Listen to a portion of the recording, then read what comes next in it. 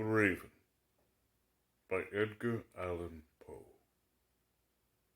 Once, upon a midnight dreary, while I pondered, weak and weary, over many quaint and curious volume of forgotten lore, while I nodded, nearly napping, suddenly there came a tapping, as of someone gently rapping at my chamber door. "'Tis some visitor," I muttered, tapping at my chamber door. "Only this and nothing more." Distinctly I remember. It was in the bleak December, and each separate dying ember wrought its ghost upon the floor. Eagerly I wished the morrow. Vainly I had sought to borrow from my books surcease of sorrow,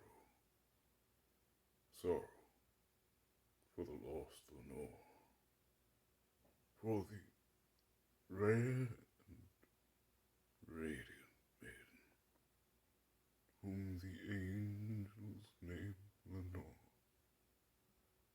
nameless, here, forevermore. And the silken, sad, uncertain rustling of each purple curtain thrilled me, filled me with fantastic terrors never felt before, so that now, to still the beating of my heart, I stood repeating, "'Tis some visitor, entreating entrance at my chamber door, some late visitor, entreating entrance at my chamber door. This it is, and nothing more." Presently, my soul grew stronger. Hesitating then no longer, "Sir," said I, "or madam, truly, your forgiveness I implore. But the fact is, I was napping, and so gently you came rapping, and so faintly you came tapping at my chamber door, that I scarce was sure I heard you." Here I opened wide the door. Darkness there, and nothing more. Deep into the darkness peering, long I stood there wondering, fearing, doubting, dreaming dreams no mortal ever dared to dream before. But the silence was unbroken, and the stillness gave no token, and the only word there spoken was the whispered word, "Lenore?" This I whispered, and an echo murmured back the word, "Lenore." Merely this and nothing more. Back into the chamber turning, all my soul within me burning. Soon again I heard a tapping, somewhat louder than before. "Surely," said I, "surely that is something at my window lattice. Let me see then what thereat is, and this mystery explore. Let my heart be still a moment, and this mystery explore. 'Tis the wind and nothing more."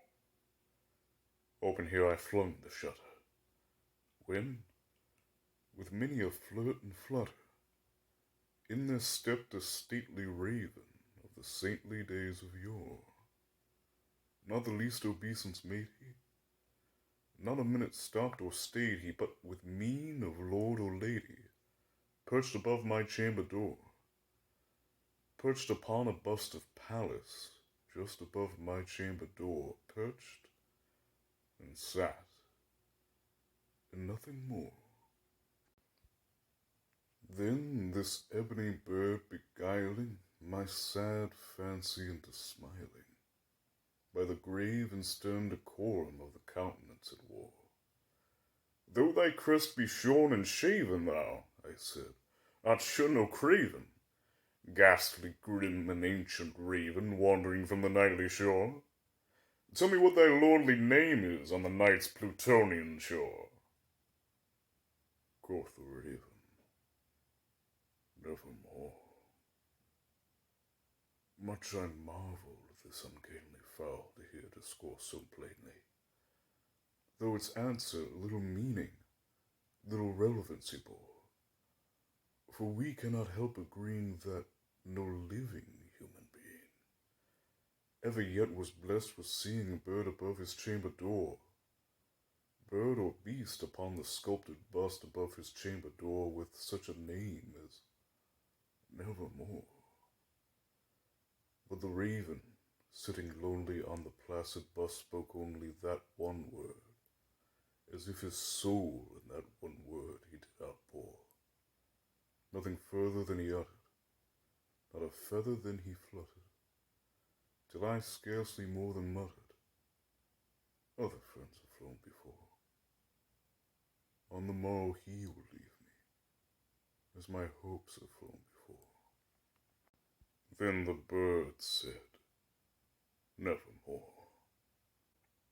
Startled by the stillness broken by reply so aptly spoken, doubtless, said I, what it utters is only stock in store, caught from some unhappy master whom unmerciful disaster followed fast and followed faster till his songs one burden bore, till the dirges of his hope that melancholy burden bore of nevermore.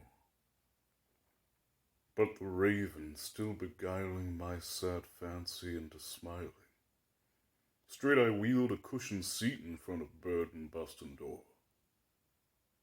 Then, upon the velvet sinking, I betook myself to linking fancy unto fancy, thinking what this ominous bird of yore, what this grim, ungainly, ghastly, gaunt, and ominous bird of yore meant in croaking nevermore. This I sat engaged in guessing, but no syllable expressing, to a fowl whose fiery eyes now burned into my bosom's core. This and more I sat divining, with my head at ease reclining, on the cushion's velvet lining with the lamplight gloated o'er, but whose velvet violet lining with the lamplight gloating o'er, she shall press nevermore. Then methought the air grew denser, perfumed from an unseen censer, swung by seraphim, whose footfalls tinkled on the tufted floor. Wretch, I cried, thy God hath lent thee, by the angels he hath sent thee, respite, and nepenthe from thy memories of Lenore. Quaff, oh quaff this kind nepenthe, and forget this lost Lenore. Quoth the raven, nevermore.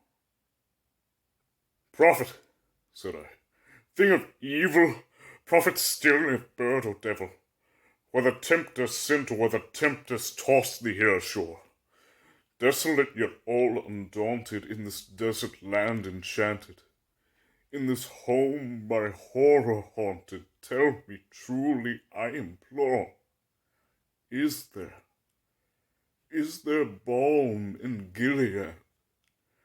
Tell me, I implore. Quoth the raven, nevermore. Prophet, said I, thing of evil, prophet still, if bird or devil, by the heaven that bends above us, by the God we both adore, tell this soul with sorrow laden, if, within the distant Aiden, it shall clasp a sainted maiden, whom the angels name Lenore, clasp her rare and radiant maiden, whom the angels named Lenore, quoth the raven, nevermore. Be that word our sign in parting, bird or fiend, I shrieked upstarting. Get thee back into the tempest and the night's Plutonian shore. Leave no black plume as a token of that lie thy soul has spoken. Leave my loneliness unbroken. Quit the bust above my door. Take thy beak from out my heart, and take thy form from off my door. Quoth the raven, nevermore. And the raven, never flitting, still is sitting, still is sitting on the pallid bust of Pallas, just above my chamber door. And his eyes have all the seeming of a demon's that is dreaming, and the lamplight o'er him streaming throws his shadow on the floor. And my soul, from out that shadow that lies floating on the floor, shall be lifted nevermore.